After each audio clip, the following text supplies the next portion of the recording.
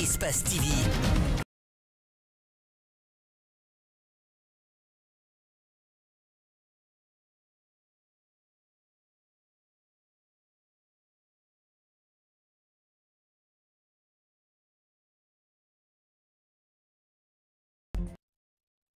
Merci de nous rejoindre pour l'actualité sur Espace TV. Tout de suite, les titres de ce 19h45. Le ministre du Commerce, des petites et moyennes entreprises et de l'Industrie ainsi que celui de l'enseignement préuniversitaire ont été installés ce jeudi dans leurs fonctions. Les cérémonies se sont déroulées dans une parfaite convivialité en présence des cadres des 10 ministères. Vous suivrez les détails dans ce journal. Les sécurités des malfrats ont fait une attaque à main armée à Madina. L'acte s'est produit dans la nuit du mercredi à jeudi dans un parc automobiliste. Si l'attaque n'a pas fait de perte en vie humaine, mais plusieurs montants ont été emportés.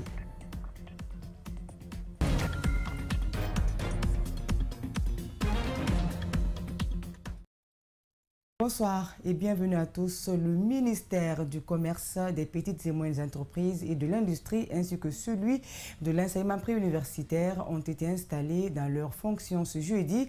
Ces nouveaux ministres s'accordent sur les défis qui les attendent dans les différents départements respectifs. Ali Badra Kamara et Ali Ouba.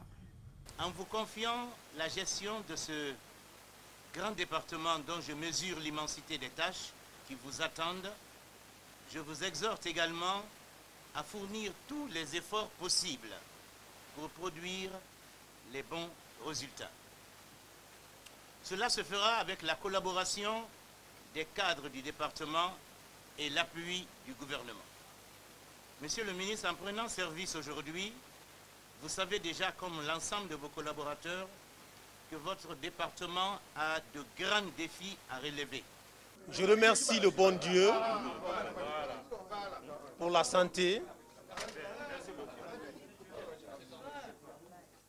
Je remercie aussi son Excellence, Monsieur le Président de la République, de m'avoir choisi parmi les 13 millions de Guinéens.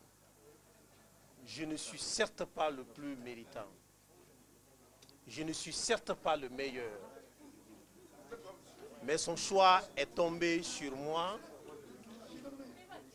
Je le remercie et je le rassure que mon équipe et moi, nous n'allons pas décevoir ce soir. Alpha Bakar Bari de l'enseignement technique et de la formation professionnelle et Mori Kondé de l'administration du territoire et de la décentralisation ont aussi été installés dans leurs fonctions ce même jeudi. Tous promettent de répondre aux aspirations du peuple conforme aux principes du CNRD. Mamadou Sadio Baldé et Aliouba. Appuyer l'organisation des futures élections, consolider la décentralisation en dotant les collectivités locales de moyens financiers suffisants et par un transfert de compétences effectives. Sécuriser nos frontières avec nos pays voisins, redynamiser les ONG et le mouvement associatif, encadrer le fonctionnement des partis politiques, améliorer les conditions des personnes retournées et moderniser notre système d'état civil à travers la digitalisation. Sont entre autres les nombreux défis qui nous interpellent, dont la réussite participera à qualifier positivement notre système démocratique et à améliorer qualitativement les conditions d'existence de nos populations. Les collectivités locales organisées, renforcées et pourvues de moyens suffisants rapprocheront tout naturellement l'État central de la population avec des prestations de proximité et permettront en même temps la décentralisation effective des services publics, comme le souhaite vivement le CNRD et son gouvernement avec à sa tête le Premier ministre Mohamed Beavoyi. La restauration de l'autorité de l'État, la vigilance à observer par les services de sécurité dans le cadre du contrôle au niveau des postes frontaliers avec les pays voisins. La restauration de la sécurité de nos communautés dans les zones d'exploitation minière artisanale. La promotion de la gouvernance territoriale participative. La promotion de l'état civil. Connu pour la plupart par le grand public et pour davantage savoir qui sont ces promus et quels sont les départements concernés. Élément de réponse dans ce récit de Rosaline Goto Monemo. Suivez. Condé, ministre de l'administration du territoire et de la décentralisation, est sorti de l'université Julius Nyerere de Cancan où il prend goût à la vie associative comme animateur, encadreur, député junior, parfois même point focal des structures à dimension institutionnelle. Il crée en 2006 l'Alliance pour la promotion de la gouvernance et des initiatives locales agiles. De l'état informel, l'association devient une ONG dont les bureaux se trouvent dans toutes les régions du pays et travaille aujourd'hui avec toutes les institutions présentes en Guinée. Alpha Bakar Bari, ministre de l'enseignement technique et de la formation professionnelle, est diplômé en lettres et journalisme de l'université Gamal Abdel Nasser de Conakry. Il participe en 2002 à la rédaction de la déclaration de Casablanca sur les jeunes et le développement durable adoptée par l'ONU en 2003 et embauché à la radio-télévision guinéenne. Puis il part en Écosse où il obtient son Master 1 de Management d'organisation, puis son Master 2 de Management opérationnel à Cambridge. Il devient l'un des plus jeunes consultants de l'ONUDI, Organisation des Nations Unies pour le développement industriel en Afrique.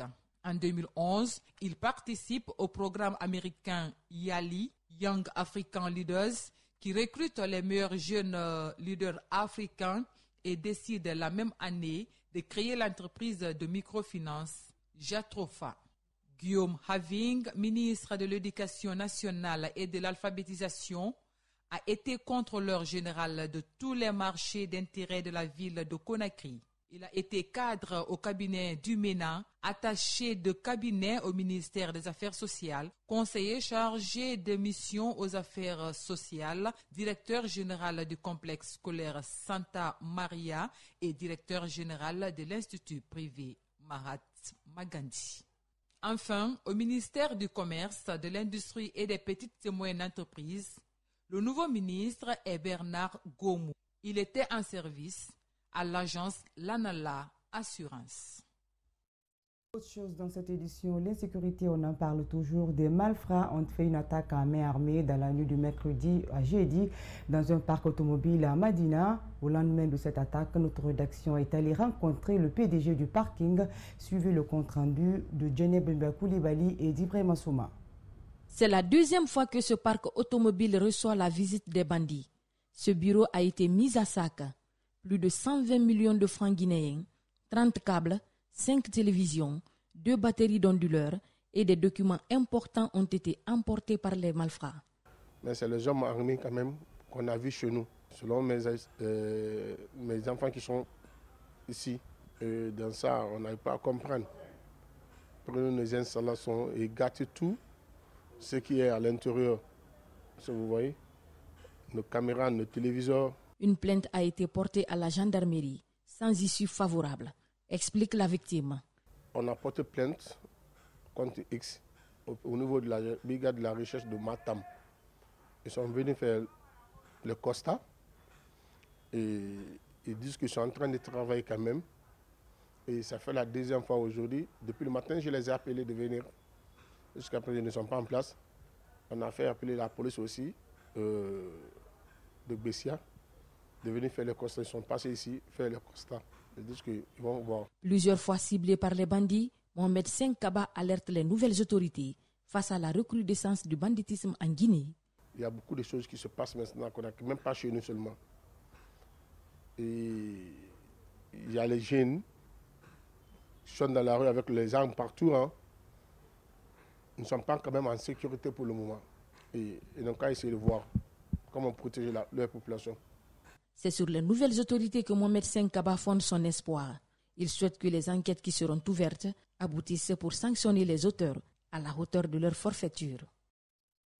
L'équipe médicale du bloc de cathétérisme cardiaque de la Caisse nationale de sécurité sociale a procédé à la première implantation d'un pacemaker stimulateur cardiaque ou pile cardiaque sur une patiente qui souffrait d'une bradycardie, lenteur cardiaque. L'opération dirigée par Dr Mehdi Mechri et son équipe a été un véritable succès. Antoinette Dédé Onivogui, Djibril Kabakamara nous font le point. C'est la toute première patiente guinéenne à en bénéficier. Il s'agit d'un pacemaker, l'appareil qui permet de stimuler le battement du cœur. Donc aujourd'hui, nous allons placer un pacemaker à double chambre, donc c'est-à-dire une sonde dans l'oreillette et une sonde dans le ventricule gauche. Donc avec ça, le cœur va se contracter normalement. Il faut que nous arrivions à mettre en place des équipements de dernière génération et c'est pour ça que nous avons opté cette fois-ci pour les pacemakers de Boston Scientific et c'est des pacemakers double champ et puis en plus c'est des pacemakers qui sont IRM compatibles. Cette prouesse a été rendue possible grâce au collège médical du Centre de cathétérisme cardiaque de la Caisse nationale de sécurité sociale. Donc voilà, on a mis déjà le PACE avec un bon résultat et on voit que le PACE fonctionne tout de suite. Il met donc un influx électrique pour stimuler le corps à se contracter normalement. Cette intervention délicate s'est déroulée sous les auspices du directeur général de la CNSS et d'une des filles de la patiente qui avait perdu tout espoir. Après 2 heures d'intervention, ils sont tous satisfaits du résultat. Je suis très heureux, très satisfait de mon équipe médicale et je remercie Dieu de m'avoir donné l'occasion d'assister au sauvetage d'une de mes compatriotes. Je suis plus que heureuse aujourd'hui parce que je sais tout ce que nous avons traversé avec cette maladie. Aujourd'hui, grâce à Dieu, l'intervention a été une réussite. Je suis plus que contente. Cette technologie de pointe va permettre à la Guinée de minimiser les évacuations sanitaires. La patiente sortie du bloc opératoire récupère progressivement dans la salle de surveillance où elle passera 48 heures avant de rejoindre son domicile. 2 ans de prison ferme et une interdiction d'utilisation des réseaux sociaux. C'est la décision rendue ce jeudi par la Cour d'appel de Conakry contre Ousmane Nieloï dans le dossier qui l'oppose à Kadiatou Biro Diallo. Bernard Koundounou, suivez. Poursuivi pour injures publiques et menaces de mort au préjudice de Kadiatou Biro Diallo, Ousmane Nieloï a été situé ce jeudi sur son sort par la Cour d'appel de Conakry.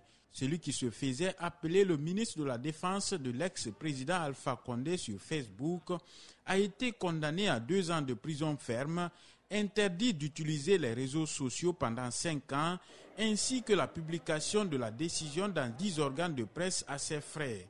Une condamnation qui réjouit les avocats de Kadiatou Biro Diallo. Sur l'action publique, la Cour l'a condamné à 2 ans d'emprisonnement ferme et a également pris des mesures, autrement dit, prononcer des peines complémentaires. Ça doit servir de leçon à tous les insulteurs publics. Plus jamais ça sur les réseaux sociaux, plus jamais ça sur tous les canaux de communication. Les avocats du militant du RPG Arc-en-Ciel ont plaidé coupable, mais se disent déterminés à poursuivre la lutte jusqu'à la libération de leurs clients. Quand on le voit aller en prison, on est quand même triste. Mais nous ne sommes pas désarmés. Nous allons nous retrouver en tant que conseil et en entretien avec la personne condamnée et nous prendrons la meilleure décision qu'il faut pour lui. Cette décision de la Cour d'appel de Conakry vient confirmer celle qui a été rendue en première instance le 7 octobre dernier par le juge Alphonse Charles Wright. Dans le cadre de ces programmes d'accompagnement de l'État guinéen, le Haut Commissariat des Nations Unies aux droits de l'homme a organisé la semaine dernière à Mamou un atelier de formation sur le respect des droits de l'homme en milieu carcéral. Pendant 3 jours, des agents venus de tout le pays ont été outillés sur les concepts clés des droits de l'homme. C'est un public reportage signé Alpha Mamoudou Baré. Cet atelier de formation des agents de l'administration pénitentiaire et de la réinsertion sur les droits de l'homme des personnes privées de liberté s'inscrit dans le cadre de la poursuite du processus de réforme du secteur de la justice en Guinée. Les Nations Unies accompagnent l'État guinéen dans le cadre de la réforme du secteur de la justice. C'est l'un des secteurs les plus importants, les plus vitaux. Et dans ce contexte-là, le Haut Commissariat des Nations Unies aux droits de l'homme a un programme d'accompagnement, de renforcement des capacités des acteurs de la chaîne pénale. L'administration pénitentiaire fait partie, joue un rôle majeur dans ce cadre-là. Ils sont donc venus de tous les coins du pays, ces acteurs de l'administration pénitentiaire, pour prendre part à cette formation sur le respect des droits de l'homme en milieu carcéral. Nous avons plusieurs modules à enseigner. Nous avons le traitement des détenus dans les établissements pénitentiaires. Nous avons parlé de la santé carcérale. Nous avons parlé des droits, les femmes en détention. Le résultat attendu au terme de la formation, c'est que les participants soient outillés suffisamment en matière de connaissances sur les droits de l'homme et nous les invitons à dupliquer ces connaissances au niveau de leur travail quotidien. Dès leur avènement au pouvoir, les nouvelles autorités du pays ont pris d'importantes mesures allant dans le sens du désengorgement des prisons du pays. Cette mesure a permis la libération de plus de 300 personnes. Aussi voudrais-je particulièrement adresser mes vives félicitations au Haut Commissariat des Nations Unies aux droits de l'homme en Guinée, qui ne cesse d'apporter tout l'appui nécessaire à l'État guinéen. Ces dernières années, plusieurs Guinéens ont perdu la vie en détention dans les différentes prisons du pays, le plus souvent dans des conditions jusque-là non élucidées.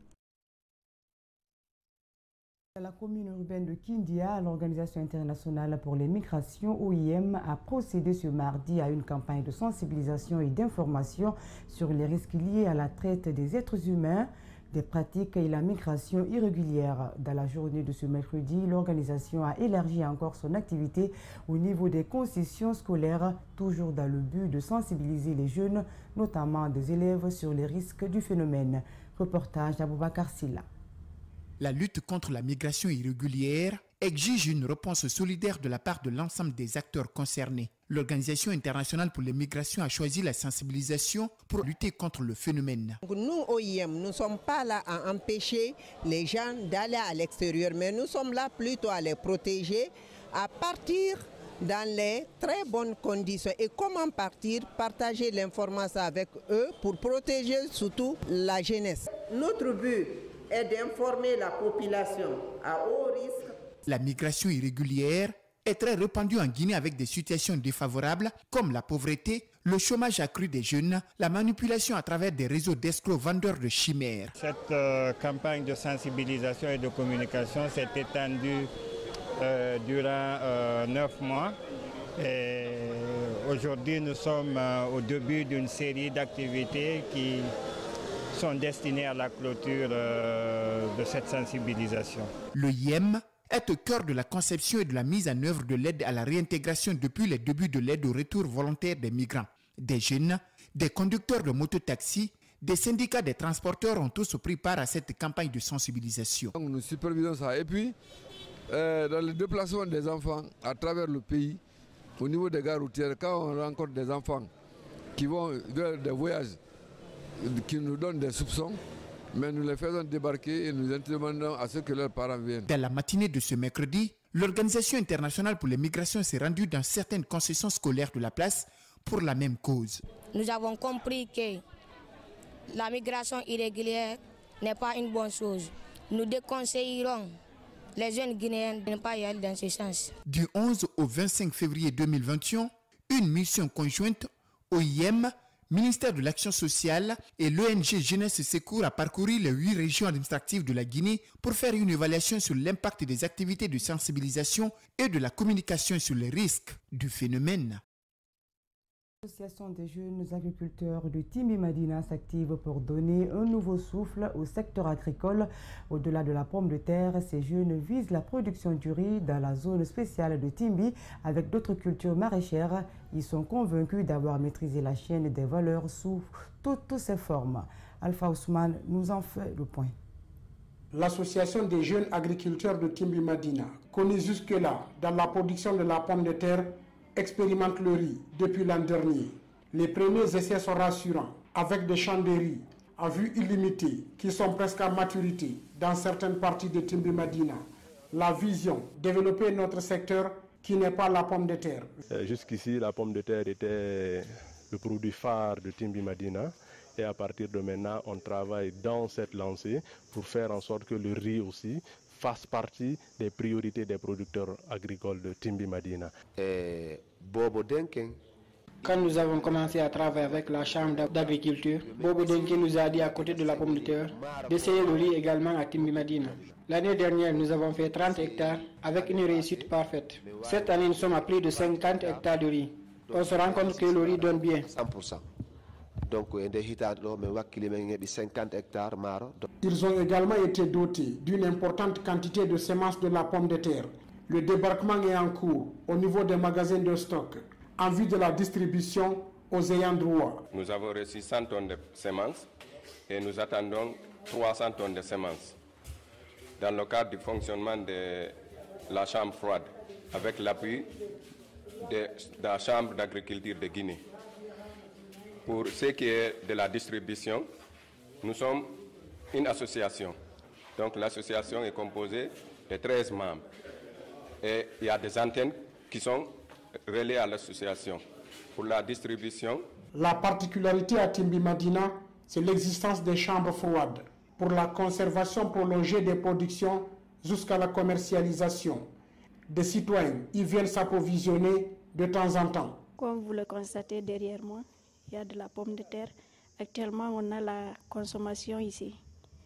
Cette salle doit contenir 500 tonnes. On peut dire que c'est la moindre salle. On a la grande de l'autre côté qui doit contenir 1500 tonnes. Donc les deux vont contenir 2000 tonnes. Au-delà des chambres froides, un magasin de stock de 300 mètres carrés a été offert par Enabel dans le cadre de l'entrepreneuriat jeune. L'association des jeunes agriculteurs de Timbi Madina souhaite élargir l'espace géographique de ses activités. Nous avons presque maîtrisé la chaîne de valeur de la pomme de terre parce que de la préparation du sol au semis, à la récolte, à la conservation, parfois il y en a même qui travaillent au niveau de la commercialisation, ça se passe plutôt bien et les superficies ne font que grandir. L'association des jeunes agriculteurs de Timbi invite les nouvelles autorités du pays à mettre l'agriculture parmi les secteurs prioritaires. Ainsi s'achève cette édition. Elle a été réalisée par Malik Sangena Kamara et Marissa Kamara. Merci de votre attention et de votre fidélité. Restez avec nous, le programme continue sur Espace TV. Au revoir.